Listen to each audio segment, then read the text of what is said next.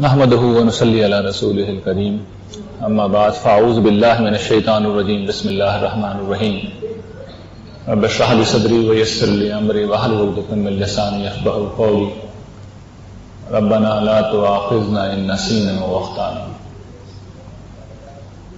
حاضرین گرامی کر سب سے پہلے تو یہ طالب علم آپ خواتین و حضرات کا بے حد شکر گزار ہے کہ آج چھٹی والے دن آپ لوگ اپنا آرام قربان کر کے یہاں تشریف لائے ہیں۔ اللہ تعالیٰ آپ کو اس کی بہترین جزائے خیر دے۔ حاضرین، اللہ تعالیٰ نے فرشتوں کو جب اپنے اس منصوبے سے آگاہ کیا تھا کہ وہ اس زمین پر انسانوں کو بسانے والے ہیں تو اس کے لیے ایک تعبیر اختیار کی تھی۔ قرآن مجید میں وہ تعبیر اس طرح بیان ہوئی ہے کہ انی جاعل فی الارض خلیفہ، میں زمین پر ایک خلیفہ بنانے والا ہوں۔ خلیفہ کا مطلب ہوتا ہے صاحب اقتدار، ہستی۔ یہ بات آج ہم سر کی آنکھوں سے دیکھ سکتے ہیں کہ انسان کو اس سرزمین میں، اس دھرتی پر اقتدار حاصل ہے، لیکن انسانی تاریخ میں ایک وقت گزرا ہے اور ایک بہت طویل وقت ایسا گزرا ہے جب انسان کی حیثیت اس قدرہ ارض پر بسنے والی دیگر انواع کی طرح بس ایک نوع، ایک اسپیشیز کی ہی تھی، اس سے علاوہ انسانوں کی کوئی حیثیت نہیں تھی۔ انسان اپنی تعداد کے اعتبار سے، اپنی طاقت کے اعتبار سے کسی طرح دیگر حیوانات یا دیگر مخلوقات کے مقابلے میں بڑھ کر نہیں تھے۔ انسان نہ پرندوں کی طرح اڑ سکتے تھے، نہ مچھلیوں کی طرح تیر سکتے تھے، اور نہ زمین پر دیگر جانوروں کی رفتار کا مقابلہ کر سکتے تھے۔ انسانوں کا سامنا کبھی شیر، چیتے، کسی اور درندے سے ہو جاتا تو جان بچانا مشکل تھا۔ یہ تو بڑی چیزیں ہیں۔ ایک مچھر بھی انسانوں کو بڑی تعداد میں ان کی ہلاکت کا باعث بنتا رہا ہے، ملیریا کے ذریعے سے، پلیگ کے ذریعے سے، وائرسز، بیکٹیریاز، ہر دور میں انہوں نے بستیاں کی بستیاں خالی کی۔ انسان اتنا بے بس رہا، اتنا بے کس رہا، اور یہی بے کسی فطرت کی ان طاقتوں کے معاملے میں تھی جو ویسے تو انسان کی پرورش میں اپنا حصہ لیتی ہیں، لیکن ہوا جب آندھی بنتی، پانی جب سیلاب بنتا اور زمین جب زلزلے اگلتی تو انسانوں کی بستیاں در بستیاں برباد ہو جاتی۔ یہ انسانوں کی پوری تاریخ رہی، لیکن اللہ تعالیٰ نے انسانوں کو عقل دی، انہیں اجتماعیت کا شعور دیا۔ ان چیزوں کو استعمال کرتے ہوئے انسان نے اپنے قدم جمانا شروع کیا، اور اب حال یہ ہے کہ انسان اس دھرتی کا بادشاہ ہے، اس کا مکمل غلبہ یہاں پر قائم ہے۔ وہ جہاں چاہتا ہے رہتا ہے، جہاں چاہتا ہے بستا ہے، جہاں چاہتا ہے بستی بساتا ہے، جہاں چاہتا ہے گھر بناتا ہے۔ دیگر جاندار انسانوں کے مقابلے میں پیچھے ہٹنے پر خود کو مجبور پاتے ہیں۔ آج حال یہ ہے کہ بحر و بر کو چھوڑ کر ہمارا اقتدار خلا نہ قائم۔ سیٹلائٹ آسمانوں میں جو ہم بھیجتے ہیں وہ ہمیں جی پی ایس سسٹم دیتے ہیں جو لمحے لمحے کی پوزیشن کسی بھی چیز کی، کسی شخص کی بتا سکتے ہیں۔ ہم موسموں کی پیشگوئی کر سکتے ہیں، طوفان کب آئے گا، کس طرح آئے گا، کب بارش ہوگی، کب موسم ابرالود ہوگا، کب موسم کھلا ہوا ہوگا، سب پہلے سے ہمیں معلوم ہوتا ہے۔ انسان موسموں کو کنٹرول کر لیتا ہے۔ باہر سخت گرمی ہے اور ہم ایئر کنڈیشننگ کے ذریعے سے اندر سخت قسم کی سردی پیدا کر سکتے ہیں۔ باہر سخت قسم کا موسم اگر سرد ہے تو ہم ہیٹنگ سسٹم کو استعمال کر کے اندر مناسب اور خوشگوار موسم پیدا کر سکتے ہیں۔ اندھیرے ہم نے شکست دے دی ہے، اندھیروں کو شکست دے کر ہم نے اپنی راتوں کو روشن کر لیا ہے۔ ہم نے فاصلوں کو مستقر کر لیا ہے، وہ فاصلے، وہ راستے جو ہزاروں میل پر مبنی ہیں اور انسان مہینوں میں طے کرتے تھے، ان فاصلوں کو انسان اب چند گھنٹوں میں طے کر سکتا ہے۔ ذرائع کمیونیکیشن کا عالم یہ ہے کہ ہمارے عزیز و اقربا جن کو خطوط بھیجنے میں پہلے مہینوں اور شاید ہفتے لگتے تھے، اور اب معاملہ یہ ہے کہ وہ ہمارے سامنے بیٹھے ہوتے ہیں کسی دوسرے ملک میں، کسی دوسرے بر اعظم میں، اور ایسے گفتگو ہو رہی ہوتی ہے گویا کہ ایک کمرے میں ہم ان سے بات کر رہے ہیں۔ اس طالب علم کو تو یہ تجربہ بھی ہوا ہے کہ آن لائن پڑھاتے ہوئے اسٹوڈنٹ کئی شہروں میں، کئی ملکوں ہی میں نہیں بلکہ کئی بر اعظموں میں موجود ہیں، وہ ہماری تصویر دیکھ رہے ہیں، ہم ان کی تصویر دیکھ رہے ہیں، ایک دوسرے سے بات کر رہے ہیں گویا کہ آمنے سامنے بیٹھے ہوئے ہیں۔ تو یہ انسان کی ترقی کا وہ پہلو ہے جو ہمارے سامنے ہے۔ ایسے بہت سے پہلو، میڈیکل سائنس کو لے لیجیے، کیسی غیر معمولی ترقی انسانوں نے کی ہے، اپنی اوسط عمر کو انسانوں نے بڑھایا ہے۔ وہ بیماریاں جو ہلاکت کا پیغام تھی ان کا نام و نشان دنیا سے مٹ چکا ہے، اور جو بیماریاں یقینی موت کا باعث ہوتی تھی آج آپ دیکھیے وہ خود چند گولیوں کی مار ہے۔ یہ انسان کی فتح ہے، یہ انسان کو آسانیاں، سہولتیں اور زندگی کے اندر وہ نعمتیں حاصل ہیں جو کسی زمانے میں بادشاہ کو بھی نہیں ملتی تھیں۔ آج کا عام انسان، میں اور آپ، کسی بادشاہ سے زیادہ اچھی زندگی گزارتے ہیں، لیکن زمین کا یہ بادشاہ اپنی تمام تر طاقت، اپنے تمام تر اختیار اور اپنی تمام تر جاہ و حشمت کے باوجود ایک جگہ پہلے دن سے بے بس رہا ہے، اور وہ مقام ہے موت۔ موت سے کوئی کلوپترا بھی نہیں بچ سکی، کوئی سکندر اعظم بھی نہیں بچ سکا، نہ کوئی آئنسٹائن بچ سکا، نہ کوئی رستم بچ سکا، نہ کوئی تانسین بچ سکا۔ موت ہر مرد کا، ہر عورت کا، ہر رنگ، ہر نسل، ہر خطے کے انسان کا آخری انجام ہے۔ موت کے سوا انسانوں کا کوئی مقدر نہیں ہے، اور اس کے نتیجے میں انسان جس کے مقابلے میں ہر چیز بے بس ہے، انسان اس موت کے مقابلے میں بے بس ہو کر اس دنیا کو چھوڑنے پر مجبور ہو جاتا ہے۔ اور قرآن مجید نے جب اس بات کی، اس چیز کی منظر کشی کی ہے تو ایک بڑی خوبصورت تعبیر اختیار کی ہے۔ میں چاہتا ہوں وہ تعبیر آپ کے ساتھ شیئر کروں۔ قرآن مجید میں بہت سے اقوام کے قصے بیان ہوئے ہیں، وہ کس طرح ہلاک ہوئی، تباہ ہوئی۔ ان میں سے دو اقوام ہیں، قوم شعیب اور قوم سمود، حضرت صالح علیہ السلام کی قوم۔ دونوں کی تباہی کا طریقہ یہ تھا کہ بادلوں نے ایک سائبان بنایا اور اس کے بعد ایک زوردار قسم کا دھماکہ ہوا، کڑک ہوئی، اور اس کے نتیجے میں ان کی بستیاں باقی رہیں، ان کے گھر باقی رہے، ان کی اشیاء خورونوش باقی رہیں، وہ اوندے گرے رہ گئے۔ تو قرآن اس پہ تبصرہ کرتا ہے دونوں اقوام کے بارے میں، کأن لم یغنوا فیہا، گویا کہ یہ ان گھروں میں بسے ہی نہیں تھے۔ یہ تبصرہ جو انسان نے ان اقوام کے بارے میں کیا، ان لوگوں کے بارے میں کیا ہے، یہ باقی سب لوگوں کے معاملے میں بھی اسی طرح درست ہے۔ اسی جگہ کو لیجیے جہاں ہم موجود ہیں، یہ کلب جم خانہ سب کانٹیننٹ کے جو سب سے قدیم کلبس ہیں ان میں سے ایک ہے۔ 1886 میں یہ بنا تھا، اور اس میں یقیناً فاؤنڈنگ ممبرز بھی ہوں گے، لوگ ایسے ہی آتے ہوں گے، محفلیں آباد کرتے ہوں گے۔ آج دیکھ لیجئے، یہ چھت وہی ہے، یہ در و دیوار وہی ہیں، وہ لوگ کہاں ہیں؟ کأن لم یغنوا فیہا۔ 100 برس پہلے وہ پرانی بات ہے، 100 برس پرانی وہ بات ہے۔ اس دور میں یقیناً لوگ جیتے تھے، بستے تھے، کھاتے تھے، پیتے تھے، ارب سے زیادہ لوگ تو یقیناً موجود ہوں گے۔ موت آئی، ان کو ایک ایک کر کے اپنے ساتھ لے گئی، وہ لوگ اب کہاں ہیں؟ کأن لم یغنوا فیہا، وہ کبھی بسے ہی نہیں تھے۔ حالانکہ آسمان وہی، زمین وہی، چاند وہی، سورج وہی، تارے وہی، وہ لوگ نہیں ہیں۔ اپنے گھروں کا رخ کیجیے اور ذرا ذہن میں لائیے اپنے والدین، وہ دونوں یا ان میں سے کوئی ایک، یا نانا نانی، دادا دادی، کوئی اور بزرگ جو ہمارے ساتھ جیتا بستا رہتا کھاتا پیتا تھا، موت آئی اور اسے اپنے ساتھ لے گئی۔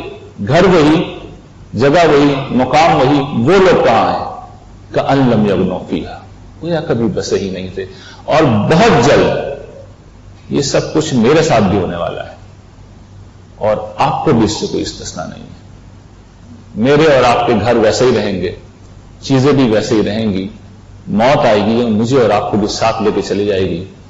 کأن لم یغنوا فیہا، موت وہ مسئلہ ہے جس کا کوئی حل نہیں ہے، یہ وہ سوال ہے جس کا کسی کے پاس کوئی جواب نہیں، یہ وہ الجھن ہے جس کی کسی کے پاس کوئی سلجھن نہیں ہے، یہ وہ بیماری ہے جس کا کسی کے پاس کوئی علاج نہیں ہے، یہ وہ آفت ہے جس سے اس دنیا میں کہیں کوئی عافیت ممکن نہیں ہے۔ لیکن اس صورتحال میں جو قدر مایوس کن ہے، روشنی کی ایک کرن ہے، امید کی ایک شمع ہے جو حضرات انبیاء علیہ السلام نے ہر دور میں جلائی ہے، اور انہوں نے یہ بتایا ہے کہ دیکھو تم خدا کے منصوبے کو سمجھو، اس دنیا میں اس نے تمہیں بسایا ہے، اس نے تمہیں پیدا کیا ہے، اور موت اس کی اسکیم کا حصہ ہے۔ اور اس دروازے سے گزر کر جب تم دوسری دنیا میں پہنچو گے تو حیات جاودانی تمہاری منتظر ہے۔ یہ راستہ ہے جو ہم تمہیں بتا رہے ہیں، اس پہ عمل کر لو تو ابدی بادشاہی اور ابدی زندگی تمہارا مقدر ہے۔ مگر انسانوں کا المیہ یہ ہے کہ ہر دور کے انسانوں نے انبیاء کی اس دعوت کو کوئی اہمیت نہیں دی، کوئی توجہ نہیں دی۔ سنا ضرور، بہت سے لوگوں نے سمجھا بھی، لیکن اس کو اپنی زندگی نہیں بنایا، بلکہ بہت سے انحرافات پیدا کر لیے۔ میں انبیاء کی دعوت بیان کرنے سے پہلے اب وہ انحراف آپ کے سامنے رکھنا چاہتا ہوں، اور اس لیے رکھ رہا ہوں حاضرین کے کم سے کم میں تو اپنے متعلق یقین سے کہہ سکتا ہوں، اور باقی لوگ ہم سب اپنا اپنا حال جانتے ہیں، اس قوم کے متعلق بھی، انسانیت کے متعلق بھی، جس حد تک میں جانتا ہوں ہم لوگ انبیاء کے طریقے پہ نہیں ہیں۔ ہم لوگ اصل میں ان انحرافات میں جی رہے ہیں جن کا میں ذکر کرنے والا ہوں۔ یہ ایک آئینہ ہے، اور اس آئینے میں ہم میں سے ہر شخص اپنی شکل دیکھ سکتا ہے. یہ کل 6 راستے ہیں, 3 انداز فکر ہیں. ہر انداز فکر سے 2 راستے پھوٹتے ہیں اور پوری انسانیت اصل میں یہی چل رہی ہے. پہلا انحراف کیا لوگوں نے کیا؟ مادی انداز فکر. ان میں سے کچھ لوگ ایسے ہیں جو خدا, نبی, رسول, آخرت کو مان لیتے ہیں لیکن جیتے ایسے ہیں گویا کہ نہیں مانتے. ان کی زندگی کی ساری تگوڑ اس دنیا کو جنت بنانے کے لیے گزرتی ہے. اس کی گاڑیاں, اس کے نئی ماڈل کی گاڑیاں, اس کے بنگلے, اس کے نئے ڈیزائن, فیشن کے کپڑے, اس کا کمپٹیشن, اس کی چیزیں, لوگ اسی میں لگے رہتے ہیں, ایک دوسرے کے ساتھ کمپٹیشن میں لگے رہتے ہیں. اور زندگی میں اور آتا چلا جائے, معیار زندگی بلند ہوتا چلا جائے, دولت ہے تو اور زیادہ ہو جائے, اسٹیٹس ہے تو اور بلند ہو جائے. باہر کے ٹرپ انسان کرتا ہے, ایک ٹرپ کر لیا تو دوسرا ٹرپ, دوسرے کے بعد تیسرا ٹرپ, ایک فیکٹری کھڑی کر لی تو دوسری فیکٹری, ایک گھر بنا لیا تو مزید جائیدادیں بنانا. یہ سلسلہ ختم ہی نہیں ہوتا. قرآن اس پر تبصرہ کرتا ہے الہاکم التکاثر حتی زرتم المقابر. کرتے رہو, تم دوڑ لگاتے رہو بہتات کی, یہ کرتے رہے ہو تم یہاں تک کہ تم نے خبریں جا دیکھی. اس میں ایک دوسری اپروچ یہ ہوتی ہے کہ کچھ لوگ, اور اس دور میں وہ بہت ہو گئے ہیں, جو اس کو ایک فلسفیکل بنیاد دے دیتے ہیں. یعنی کر یہی رہے ہوتے ہیں لیکن وہ کہتے ہیں اصل میں بات یہ کہ اس دنیا میں کوئی خدا ہے ہی نہیں, آخرت بھی نہیں ہے. ہم اتفاق سے پیدا ہو گئے, جب اتفاق سے پیدا ہو گئے, مر کے ختم ہو جانا ہے تو پھر بابر بیش کوش کے عالم دوبارہ نیست. پھر مزے کرو, انجوائے کرو, اس دنیا میں اپنی جنت کی تعبیر کرو. تو یہ 2 انداز فکر ہے جو مادیت سے پھوٹتے ہیں. جو اگلا انداز فکر ہے وہ نسبتاً مذہبی ہے, بلکہ ہے ہی مذہبی, لیکن وہ مذہب سے بہت بڑا انحراف ہے. اور اس میں میں نے علامتی طور پر اس کو جو نام دیا ہے وہ مسیحی انداز فکر ہے. اس کا مطلب یہ نہیں کہ مسیحی حضرات صرف اس میں مبتلا ہیں, ہم بھی اسی طرح مبتلا ہیں, اور بہت سے خواب میں مبتلا ہیں, لیکن یہ خاصا ان کا ہے. اور سب سے بڑی چونکہ تعداد بھی انہیں کی ہے تو ان کو میں علامتی طور پہ لیا ہے. اور اس کی خصوصیت کیا ہے؟ اس کی پہلی خصوصیت یہ ہے کہ انبیاء کی تعلیم میں خدا کی ہستی مرکزی خیال ہوتی ہے, فوکل پوائنٹ ہوتا ہے. اور اس انداز فکر میں خدا کو کونے میں کر دیا جاتا ہے اور کوئی غیر خدا مرکزی مقام پر آ جاتا ہے. اسی کی پرستش, اسی کی عبادت, اسی کی محبت, اسی کی عقیدت, اسی کی تسبیح, اسی کی تعریف, اسی کی تنقید, اسی کے ہم کے نغمے گانا, اسی کی شکر گزاری کرنا, اسی کے نام کی مالا جپنا, یہ زندگی کا مقصود مطلوب رہتا ہے. مشکل میں اسی کو پکارنا ہے, وہی مشکل کشا ہے, وہی ہر مشکل سے نکالنے والا ہے, وہی غوث اعظم دستگیر ہے, اسی کے بعد سارے مسائل کا حل ہے, اسی سے رجوع کرنا ہے. تو اللہ تعالیٰ کی حیثیت گویا کہ بڑی ثانوی سی ہو گئی. اور یہ تمام مشرکانہ مذاہب کا یہ خاصہ رہا ہے کہ خدا کے بیٹے ہیں, بیٹیاں ہیں, کچھ مقرب ہیں, کچھ چہیتے ہیں, کچھ اس کے پسندیدہ لوگ ہیں, بس ان کو خوش کر لو, خدا سے وہ نمٹ لیں گے, ہمیں وہ بخشوائیں گے, ہمارے انداز کا وہ ہے. تو یہ ایک انداز فکر ہے. اور مسیحیت اس میں ظاہر ہے کہ ایک سمبل ہے. قرآن مجید نے اسی سمبل کو لیا ہے اور سورہ مائدہ کے اندر اس کو موضوع بنایا تو سیدنا عیسیٰ علیہ السلام کی شخصیت کو لیا ہے. اور وہ مکالمہ قرآن مجید نے پورا نقل کیا ہے جو حضرت عیسیٰ اور اللہ تعالیٰ کے درمیان ہوگا. ایک طرف ساری عیسائیت کے لوگ کھڑے ہوں گے, اول سے آخر تک عیسیٰ علیہ السلام تشریف لائیں گے. اللہ تعالیٰ ان سے پوچھے گے انت قلت للناس اتخذونی وامي الہین من دون اللہ. عیسیٰ, یہ تم نے کہا تھا ان لوگوں سے کہ مجھے چھوڑ کر, یعنی خدا کو چھوڑ کر مجھے اور میری ماں کو معبود بناؤ. یہ سوال کریں گے. ظاہر اس سوال کا وہ کیا جواب دے سکتے ہیں؟ ہاتھ جوڑے جا سکتے ہیں اس کے جواب میں. پروردگار میری یہ مجال کہ میں آپ کے ہوتے ہوئے اپنی طرف بلاؤں. کوئی نبی, کوئی صالح انسان کبھی یہ کام کر ہی نہیں سکتا. وہ رسوائی کی داستان ہے جو قرآن مجید نے بیان کی. اس مسیحی انداز فکر کا کہ جو دوسری اس کی خصوصیت ہے وہ ہے دنیا کو چھوڑ دینا. دنیا غلاظت ہے, دنیا گندگی ہے, دنیا نجس ہے, دنیا ناپاک ہے. ایک طرف تو وہ تھی نا مادیت میں ڈوبے ہوئے, ایک طرف یہ کہ نہیں دنیا پوری کی پوری نجس و ناپاک ہے. گھر بنانا غلط ہے, شادی کرنا غلط ہے, پیسہ کمانا غلط ہے, کاروبار کرنا غلط ہے, دنیا چھوڑ دو.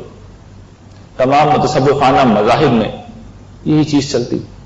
لیکن اب اس کا سلسلہ چونکہ کم ہے تو میں اس کی کوئی زیادہ تفصیل نہیں کر رہا, لیکن ایک دور میں لاکھوں لوگ, کروڑوں لوگ یہی کر رہے تھے.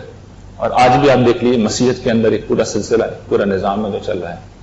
تیسرا انداز فکر جو ہے اس کو میں یہودی انداز فکر کہتا ہوں. یہ بھی ظاہر ایک علامتی تعبیر ہے.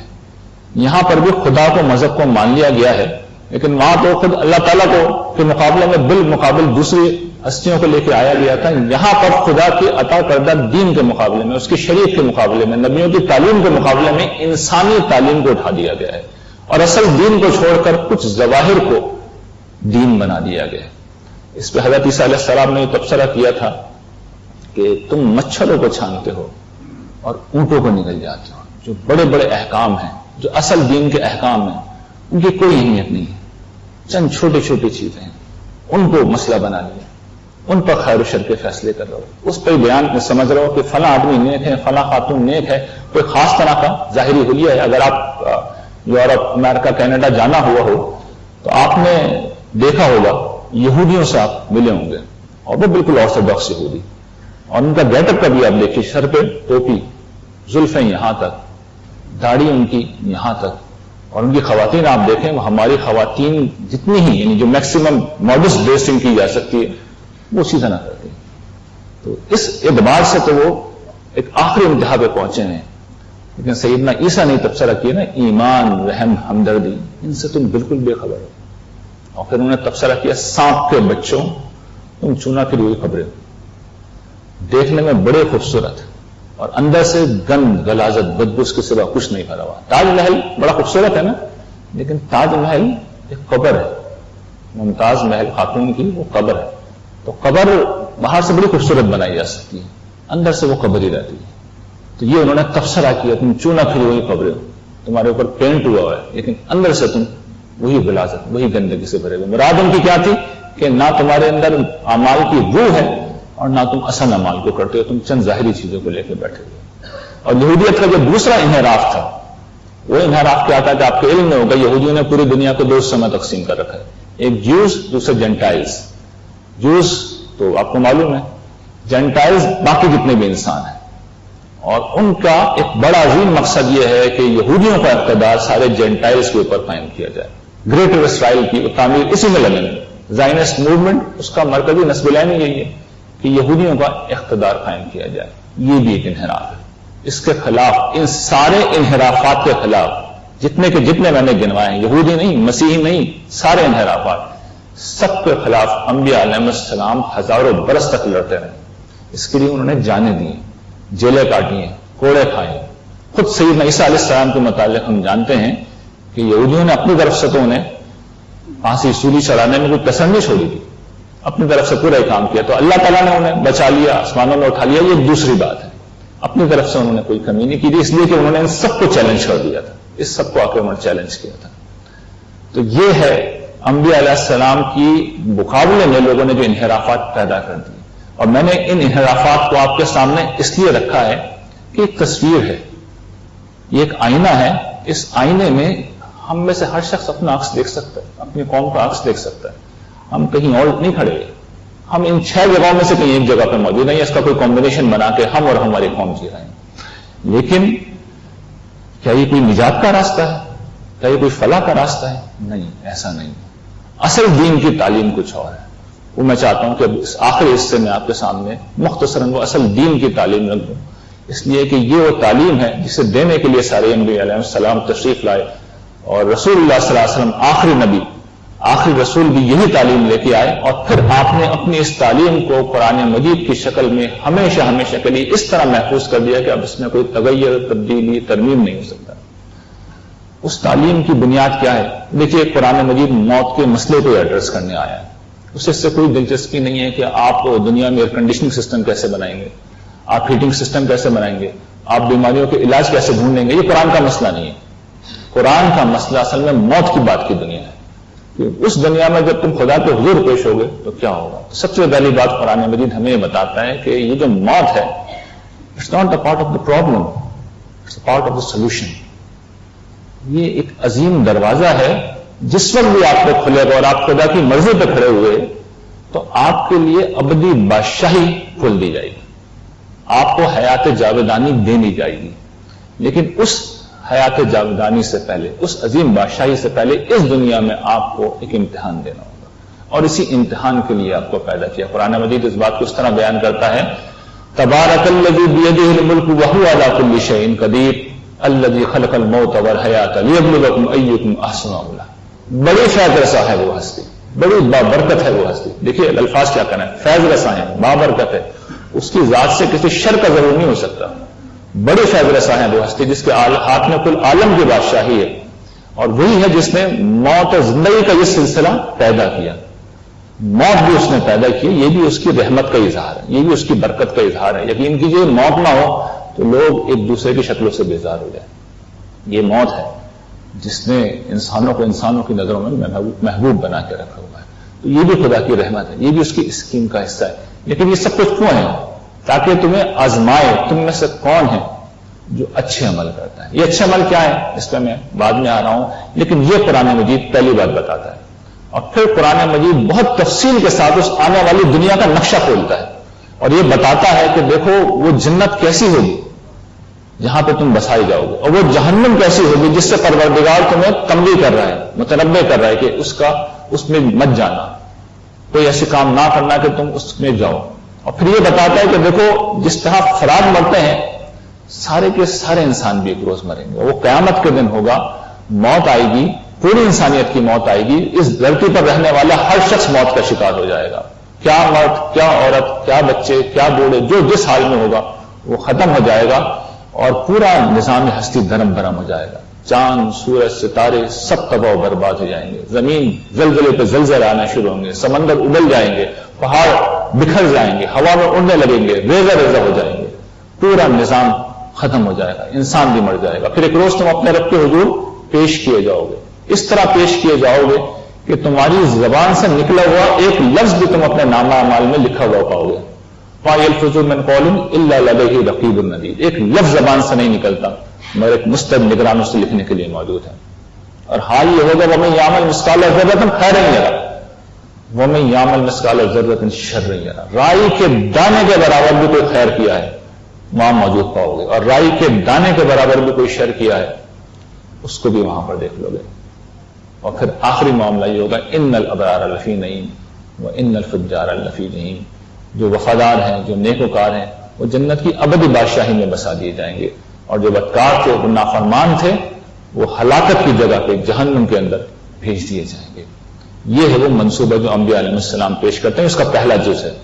دوسری چیز جو بیان کرتے ہیں, جو قرآن مجید نے جس کو موضوع بنایا اور بہت تفصیل کے ساتھ موضوع بنایا ہے, وہ راستہ بتایا ہے کہ نجات کیسے ملتی ہے. اور اس کا مرکزی خیال کیا ہے؟ اس کا مرکزی خیال یہ ہے کہ تم خدا کی ہستی کو اپنی زندگی کا مرکزی خیال بنا لو. یہ قرآن مجید کی تعلیمات کا خلاصہ ہے. وہ تمہارا رب, تمہارا آقا, تمہارا مالک تم پہ کوئی چھوٹا سا احسان بھی کر دے تو تم شکریہ ادا کرتے ہو نا. اس نے تمہیں سب کچھ دے رکھا ہے, ہاتھ, پاؤں, آنکھیں, رشتے, ناطے, زندگی, جو نعمت, کون سی نعمت ہے جو تمہیں نہیں ملی ہوئی, اور اس میں سے ایک نعمت بھی وہ چھین لے, زندگی عذاب ہو جائے گی تمہارے لیے. وہ دیتے ہیں اور دیتے چلے جاتے ہیں, وہ عطا کرتے ہیں اور کرتے چلے جاتے ہیں, وہ پلٹ کے پوچھتے بھی نہیں میرے بندے تو نے کیا کیا. بس ایک اصول ہی انہوں نے بات کر دی ہے کہ مجھے وفاداری پسند ہے. اور کیوں پسند ہے؟ اس لیے کہ ایک اخلاقی تقاضا ہے. اخلاقی تقاضا ہے, جو ہمارے ساتھ مہربانی کرتا ہے ہم اس کو کیا کرتے ہیں, اس کے ساتھ شکریہ کا رویہ اختیار کرتے ہیں, اس کا احسان مانتے ہیں. کہ ہم یہ کرتے ہیں کہ احسان کوئی کرے اور شکریہ کسی اور کا ادا کرے, تو اسی کا احسان ماننا چاہیے, اسی کا شکر کرنا چاہیے, اسی کی عبادت کرنی چاہیے. یہ ہے قرآن مجید کا بنیادی خیال. دوسری بات قرآن مجید یہ کہتا ہے کہ دیکھو تم اس دنیا کو ابدی دنیا مت سمجھو, ایک روز تمہیں رب کے حضور پیش ہونا ہے, وہ ابدی زندگی, یہ آخرت کا عقیدہ ہے. اور تیسری بات قرآن یہ کہتا ہے کہ اللہ تعالیٰ ہر کسی کو پیغام رسانے کے لیے منتخب نہیں کرتا. ایک ہی ہستی ہے. اب پہلے انبیاء علیہ السلام ہوتے تھے اور اب ایک ہی ہستی ہے, رسول اللہ صلی اللہ علیہ وسلم کی ہستی, جو دین کا تنہا ماخذ, محور مرکز ہے آپ کی ہستی. جو آپ کہیں گے وہ دین ہوگا, جو آپ بتائیں گے وہ دین ہوگا, اس کے علاوہ کوئی دین نہیں ہو سکتا. اس کے علاوہ باقی سب لوگ انسان ہیں, باقی سب لوگ انسان ہیں. تو یہ ایمان کی دعوت ہے, یہ پہلی چیز ہے جو قرآن مجید پیش کرتا ہے. اور صرف اس کا ماننا کافی نہیں ہے, یہ کوئی لسٹ نہیں ہے جسے آپ مان لیں, اسے اس کے ایمفیسس کے ساتھ ماننا ضروری ہے. یعنی خدا کو اس کی جگہ ملنی چاہیے مخلوقات کے مقابلے میں, آخرت کو دنیا کے مقابلے میں وہ حیثیت ملنی چاہیے, اور رسول اللہ صلی اللہ علیہ وسلم کو ہر دوسرے شخص کے مقابلے میں وہ حیثیت ملنی چاہیے. ان تینوں کے معاملے میں اصول یہ ہے کہ اگر آپ نے ان کو 100% پہ قبول نہیں کیا تو پھر آپ نے نہیں مانا, پھر آپ نے نہیں مانا. پھر آپ ایماندار کاؤنٹ نہیں کیے جائیں. ان کو اسی جگہ پہ ماننا ضروری ہے جو ان کی اصل جگہ ہے. خدا کوئی دوسرا تیسرا درجہ قبول نہیں کرے گا, رسول کا کوئی دوسرا تیسرا درجہ قبول نہیں کیا جائے گا, اور آخرت کی زندگی میں کوئی ثانوی حیثیت آپ کے اندر کوئی تبدیلی نہیں لائے گی. تو یہ پہلی چیز ہے. دوسری چیز یہ جسے قرآن مجید کہتا ہے, آپ نے جگہ جگہ وہ ایکسپریشن پڑھا ہوگا, الذین آمنوا وعملوا الصالحات, جو لوگ ایمان لائے اور انہوں نے عمل صالح کیے. یہ عمل صالح وہی چیز ہے جس کو دور جدید کی زبان میں اچھے اخلاق کہتے ہیں. خالق کے مقابلے میں ہمارا رویہ کیا ہونا چاہیے اور خلق کے مقابلے میں ہمارا رویہ کیا ہونا چاہیے, یہ تعلیم ہے. اور اس کو قرآن مجید نے بہت ڈیٹیل میں بھی بیان کیا اور بہت سمرائز بھی کر دیا. ان اللہ یامر بالعدل والاحسان وایتاء ذی القربى وینہی عن الفحشاء والمنکر والبغی. اللہ تعالیٰ عدل کا حکم دیتے ہیں. عدل کیا ہے؟ جس کا جو حق ہے اسے دو. اللہ تعالیٰ احسان کا حکم دیتے ہیں, لوگوں کو ان کے حق سے زیادہ کر دو. اور ایتاء ذی القربى, رشتہ داروں کو تو حق سے معاملہ یہ ہے کہ اپنے مال کو گویا کہ ان کا مال سمجھو. جب ضرورت کی گھڑی آ جائے تو پھر اپنے مال کو ان کا مال سمجھو, اسی طرح ان کے اوپر خرچ کرو. اور تین چیزوں سے رکنا ہے. بدکاری نہیں کرنی, اس لیے کہ خاندان کی اساس پر ٹوٹ جاتی ہے, خاندان ختم ہو جاتا ہے. بدکاری خاندان کو ختم کر دیتی ہے. بدکاری مت کرو. اور پھر منکرات سے بچو. منکرات کیا ہیں؟ جتنی بھی حق تلفیاں ہیں, جھوٹ ہے, غیبت ہے, بدہبی ہے, خیانت ہے, اور اس طرح کی ساری منکرات چیزیں ہم جانتے ہیں کہ بری چیزیں, ان سے قرآن مجید روکتا ہے, اور ظلم و زیادتی سے روکتا ہے. یہ اخلاقی تعلیم کا گویا تو خلاصہ بھی قرآن مجید نے کر دیا, اور اس کی بڑی تفصیل بھی کی. اب ہم جب پڑھا رہے ہیں تو وہ کم و بیش کاؤنٹ کر لیے ہیں, 100-125 کے قریب وہ احکام ہیں جو قرآن مجید نے اس باب میں دیے ہیں. اور پھر تیسری اور آخری چیز شریعت ہے. شریعت کیا ہے؟ قرآن مجید اسے مقدس عہد کہتا ہے. وہ ایمان و اخلاق کے مقابلے میں ثانوی ہے, اس میں کوئی شک نہیں, وہ ثانوی ہے. اصل دعوت ایمان و اخلاق کی ہے, لیکن اپنی جگہ بڑی اہم ہے. جہاں خدا کا حکم آ گیا وہاں پہ کوئی کچھ اور نہیں کر سکتا, اسے حق حاصل نہیں رہتا. کہ اللہ تعالیٰ نے اگر ایک فیصلہ کر دیا ہے, مثال کے طور پر وراثت اگر اس طرح تقسیم کرنی ہے تو پھر نہیں کی جا سکتی, کسی اور طرح نہیں کی جا سکتی. اور اس کا مقصد بھی یہی ہے کہ جو ایمان و اخلاق کی دعوت ہے اس کو قانونی ڈھانچہ دے دیا جائے. میں ایک مثال سے بھی سمجھا دیتا ہوں آپ کو.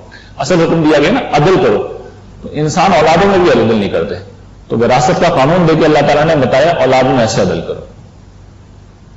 یہ ایک مثال ہے جس سے آپ سمجھ سکتے ہیں کہ ریلیشن کا, شریعت کا ہر حکم اصل میں ایمان اور اخلاق کو سپورٹ کرنے کے لیے آ رہا ہوتا ہے. پوری شریعت, ظاہر اس وقت یہ میرا موضوع نہیں ہے, ورنہ ایک ایک حکم کو لے کے میں بتا سکتا ہوں. شریعت جتنی بھی ہے وہ ایمان و اخلاق کی اس دعوت کو سپورٹ کرنے کے لیے آئی ہے. جہاں جہاں اللہ تعالیٰ کو اندیشہ ہوتا ہے کہ انسان ٹھوکر کھائیں گے, وہاں وہ رہنمائی کر دیتے ہیں. یہ قرآن مجید کی اصل دعوت ہے. اس کے بعد باقی جتنا بھی قرآن ہے وہ یا تو کنونس کرتا ہے یا موٹیویٹ کرتا ہے. یا تو آپ کو آمادہ کرے گا یا آپ کو قائل کرے گا کہ یہ جو بھی ہم نے کہا ہے اس کو مانو, اس پہ عمل کرو.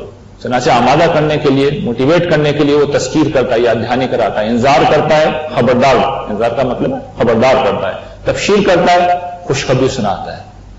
یہ قرآن مجید رویہ اختیار کرتا ہے, یہ طریقہ اختیار کرتا ہے.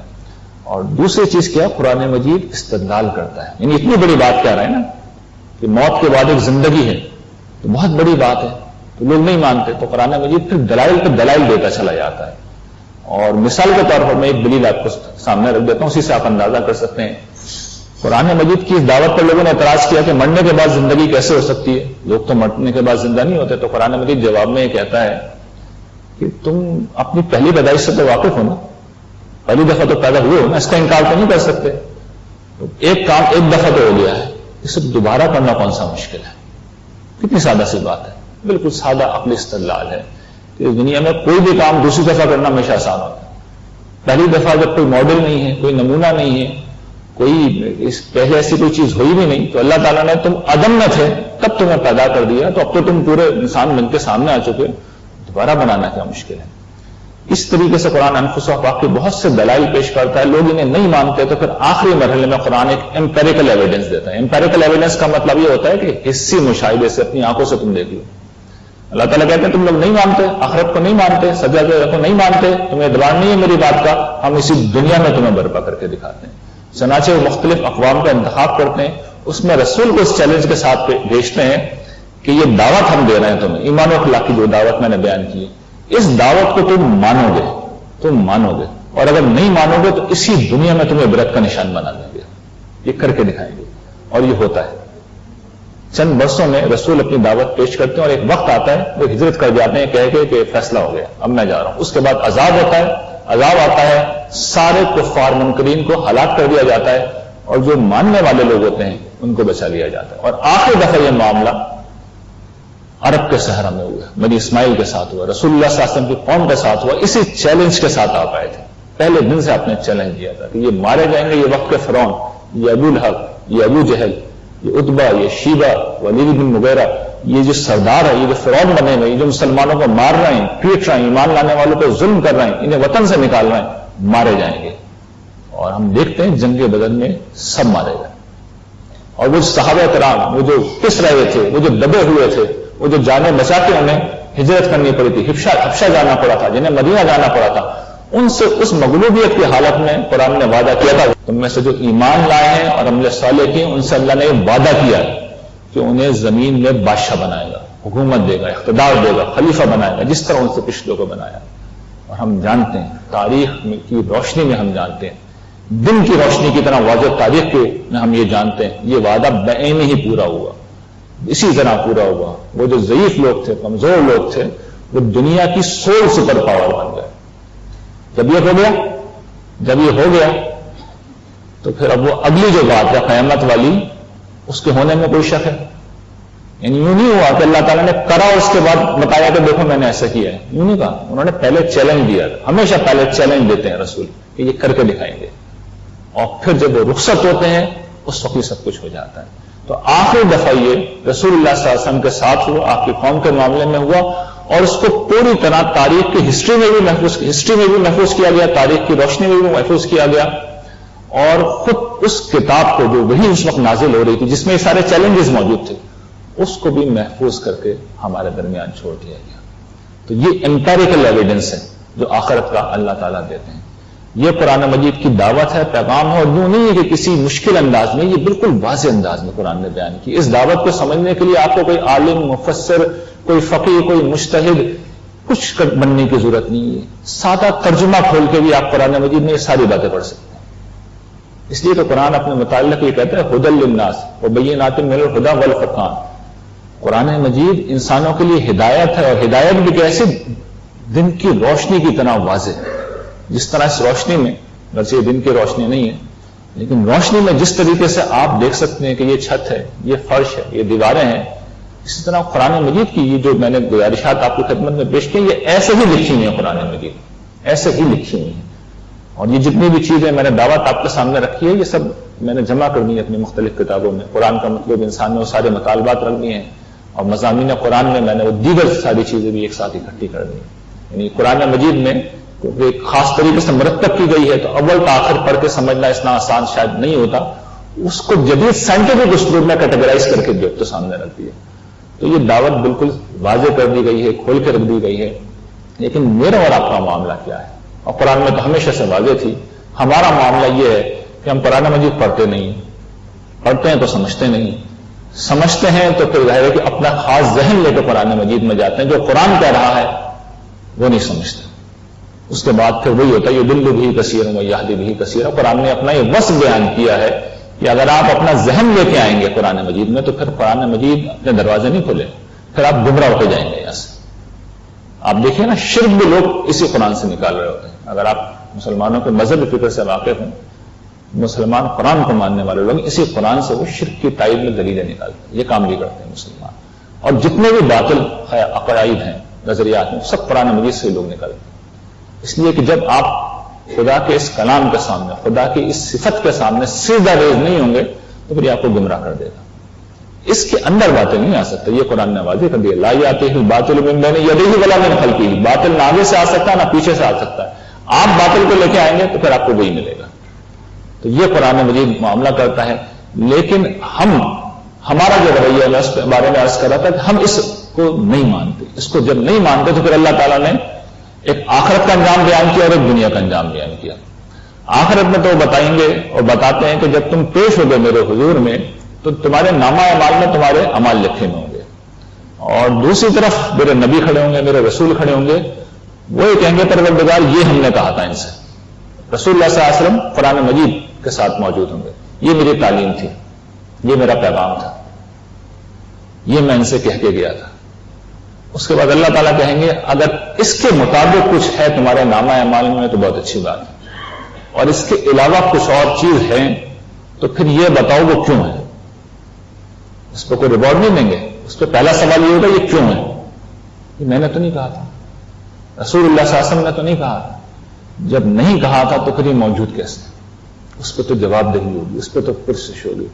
یہ تو خیر آخرت میں ہوگا, لیکن اس دنیا میں اللہ نے جو انتظام کر رکھا ہے اپنی بات کی سچائی کا مزید انتظام یہ کر رکھا ہے, اور پچھلے 4000 برسوں سے انتظام کر رکھا ہے کہ جب مسلمان اور خاص طور پر آل ابراہیم حضرت ابراہیم کی اولاد سے لوگ جو ایک تو یہودی ہیں دوسرے عرب ہیں, اور پھر ان کی پیروی کرنے والے لوگ جو اسلام کا بہت نام بھی لیتے ہیں, جب وہ اسلام کا نام لے کر اس اصل تعلیم کی خلاف ورزی کرتے ہیں, اللہ تعالیٰ ان کے اوپر دنیا میں مغلوبیت مسلط کر دیتے ہیں, انہیں ذلیل و رسوا کر کے رکھ دیتے ہیں, ان کے اوپر وقفے وقفے سے عذاب آتے ہیں, اور دنیا کے سامنے ایک ماڈل قائم ہو جاتا ہے کہ دیکھو میں غداروں کے ساتھ یہ کرتا ہوں.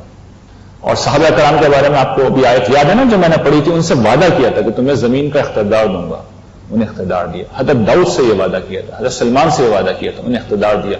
جب یہود نے سرکشی اختیار کی تو کبھی ٹائٹس کے ذریعے سے ان کی پٹائی کرائی, اور کبھی عراق سے آشوری حکمران کو بھیج دیا ان کے لیے بخت نصر کو, اس نے ان کے ہزاروں لاکھوں لوگوں کو قتل کر دیا. تو یہی مسلمانوں کی اس دنیا میں بھی ذلت و رسوائی کا سبب ہے. آخری گزارش مجھے کرنی ہے کہ یہ ساری بات اگر واضح ہو گئی ہے تو میری اور آپ کی چوائس کیا ہے, میرے اور آپ کے پاس راستہ کیا ہے. دیکھیے ہمارے پاس راستہ ایک تو یہ ہے کہ ہم اسی طرح زندگی گزاریں, بہت اچھی بات ہے. میں عرض کر چکا ہوں موت سے کسی کو مفر نہیں ہے, تو کالم جب نفیہ پچھلے بھی گزرے ہم بھی گزر جائیں گے, جلد یا بدیر پیش ہوں گے اللہ تعالیٰ کی بارگاہ میں, اور وہاں پر اللہ تعالیٰ فیصلہ کریں گے. لیکن اللہ کا شکر ہے کہ ابھی سانس آ رہی ہے, ابھی وقت باقی ہے, ابھی مہلت عمل باقی ہے. اگر خدا را اس راستے کو اختیار کرنے میں دیر نہ کریں. جو ہم اس میں خدمت انجام دے سکتے تھے اور دے رہے ہیں وہ یہ کہ پوری طاقت پوری توانائی سے اس اصل دعوت کو سامنے رکھ دیں, اس کے صحیح ایمفیسس کے ساتھ. یعنی یہ دعوت قرآن میں تحریف نہیں ہو سکتی, تبدیلی نہیں ہو سکتی, قرآن کہیں جا نہیں سکتا, لیکن یہ تو ہو سکتا ہے نا اس کو غیر اہم بنا دیا جائے. یہ ہوا ہے, ہم نے اس کے ایمفیسس کو بھی نمایاں کر دیا کہ یہی اصل تعلیم ہے, یہی اصل پیغام ہے, یہی اصل حکم ہے. اور دوسری جو خدمت اب ہم سر انجام دے رہے ہیں کہ یہ راستہ بڑا مشکل راستہ. دیکھیے جب سب لوگ ہی بد اخلاق ہوں تو اخلاقی رویہ اختیار کرنا بہت مشکل ہوتا ہے. یہ گویا کہ ایسا ہی ہے جیسے آپ نے انگارہ ہاتھ میں اٹھا لیا, ایک مشکل راستہ ہوتا ہے, بہت مشکل کام ہے. تو اس کے لیے اگر کچھ فیسلیٹیشن ہم دے سکتے ہیں تو ہم نے کچھ تربیتی کورسز کرا رہے ہیں, اس میں لوگ شریک ہوتے ہیں, شامل ہوتے ہیں, اور میں نے یہ دیکھا ہے کہ جو شخص اس سے گزر جاتا ہے سیریسلی اس میں بہت بہتری آ جاتی ہے. اس لیے کہ ہم کوشش کرتے ہیں جو نفسیات ان چیزوں کو گائیڈ کرتی ہے, بیہیویئر ماڈیفیکیشن کی, سائیکو انالیسس کر کے وہاں پر ہم لوگوں کو جس حد تک مدد دے سکتے ہیں اس راستے میں مدد دے سکیں. اور یہ ہماری کوشش, اللہ کا شکر ہے ابھی تک جن لوگوں نے اس کورس کو کیا ہے وہ کامیاب رہے ہیں. تو اس ایمان و اخلاق کی دعوت کو بلند کرنا اور اس کے بارے میں فیسیلیٹیٹ کرنا یہ ہمارا نصب العین ہے. آپ سے درخواست یہی کہ اس کا حصہ بنیے, اس لیے کہ جیسے کہ میں نے عرض کیا موت وہ سوال ہے جس کا جواب اگر کسی کے پاس نہیں ہے تو میرے اور آپ کے پاس بھی نہیں ہے. یہ اگر مسئلہ ہے اس کا کوئی حل اگر کسی کے پاس نہیں ہے تو میرے اور آپ کے پاس بھی نہیں ہے. یہ اگر آفت ہے اور اس سے عافیت کا کوئی راستہ اگر کسی کے پاس نہیں ہے تو میرے اور آپ کے پاس بھی نہیں ہے. تو اس وقت کی تیاری کیجیے اور اس وقت کو غنیمت سمجھیے جو اس وقت ہمیں حاصل ہے. ہماری سانس آ رہی ہے, ہم اللہ تعالیٰ کی حمد کرنے کا موقع رکھتے ہیں, اس کی تعریف کرنے کا موقع رکھتے ہیں, اس کی تصویر کرنے کا موقع رکھتے ہیں, اس کی بات ماننے کا موقع رکھتے ہیں. یہ موقع رکھتے ہیں کہ اللہ تعالیٰ فرشتوں سے مخاطب ہو کے کہیں کہ یہ میرا بندہ ہے, یہ میری بندی ہے, اس کو کسی نے گن پوائنٹ پہ نہیں لے رکھا, اس کا کوئی مفاد وابستہ نہیں ہے, پھر بھی یہ میری بات مان رہا ہے. اللہ تعالیٰ فخر کرتے ہیں ان لوگوں کے اوپر, اور قیامت کے دن ان کے سر پہ اللہ تعالیٰ عزت کا تاج رکھیں گے. تو ہم میں سے ہر شخص کی یہ خواہش ہونی چاہیے کہ عزت کا اور ابدیت کا یہ تاج اللہ تعالیٰ ہمارے سر پہ رکھے. وآخر دعوانا الحمدللہ رب العالمین.